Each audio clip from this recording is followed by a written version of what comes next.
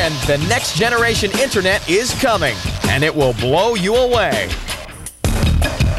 Coming up on The New Edge, NASA gears up for the next generation internet. You may have seen the headlines about the phenomenal growth of the World Wide Web and worried with more people logging on every day, log jams would soon bog down the whole thing. Well, the U.S. government's working on it. In fact, engineers at NASA are already testing a prototype system that's capable of speeds up to 1,000 times faster than what your new jazzy 56K modem will deliver. How about them apples? These animations of the Martian surface are now world famous, but most of us take for granted how fast we saw them. As soon as the rover beamed back data to NASA's Jet Propulsion Laboratory in Southern California, the raw data went up to NASA's Ames Research Center here in Northern California, where the numbers turned into pictures and headed back down to JPL almost instantly. The speed necessary to do something like that is impossible with today's internet capabilities, but not with tomorrow's internet. The next generation internet is part of what's called NREN, or NASA's Research and Education Network. It's a handful of government agencies working to address the digital traffic jams you and I are often stuck in.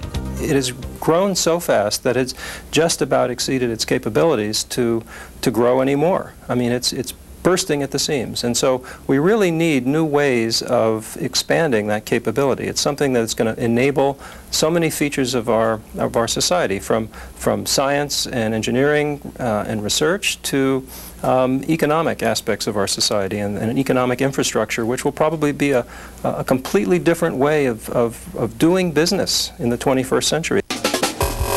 Better performance is just one of the things the NGI is delivering. So, how does it work? Well, it's a combination of the latest fiber optic connections and the fastest asynchronous transfer mode switches around from both the private sector and homegrown technologies. NASA's connected facilities can transmit 155 million bits of data a second, and they're already working on figuring out how to get that number up past 2 billion bits a second. So, what does NASA do with all this internet horsepower? Well, the VLab is just one example. This vertical motion simulator is one of a kind, and you can't just pick it up and move it very easily. So instead of moving it or even flying the engineers in, NASA created the most high-tech remote control you've ever seen.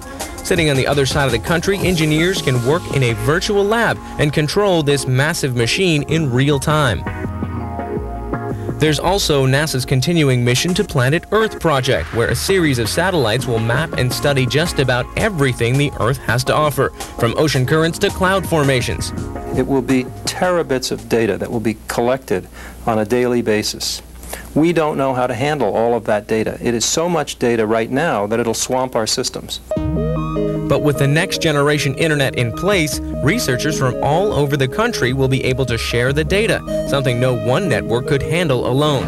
The next generation internet is starting out a lot like the first one did, between government labs and research institutions that need to send high volumes of data back and forth very quickly. So, where is it all? Well, folks, I am standing in front of it. This is it. This is the beginning, and it's already working at speeds 100 to 1,000 times faster than anything you and I are even used to.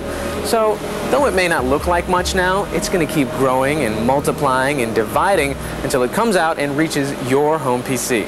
The private sector will leverage very quickly the advances that we're making. And the presidential initiative to pull together this next generation internet, I think, is a demonstration of the federal government stepping up to the plate to say, okay, it's our responsibility to invest in this capability and develop an infrastructure that currently doesn't exist.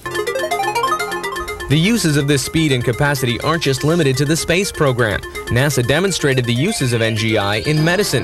A cardiologist in California worked with a patient in Ohio, while all the time watching their heartbeat in real time over an EKG monitor. Besides the brawn of this next internet, engineers are also trying to build in some brains. They're figuring out artificially intelligent ways that the network systems can manage themselves. One person may be sending a message out to 20 people. Should that be 20 messages or one message that's smart enough to go in 20 different directions? The beginnings of a stronger, smarter internet for tomorrow, here today. The next generation internet is still years away, so don't feel too bad about that modem you just bought.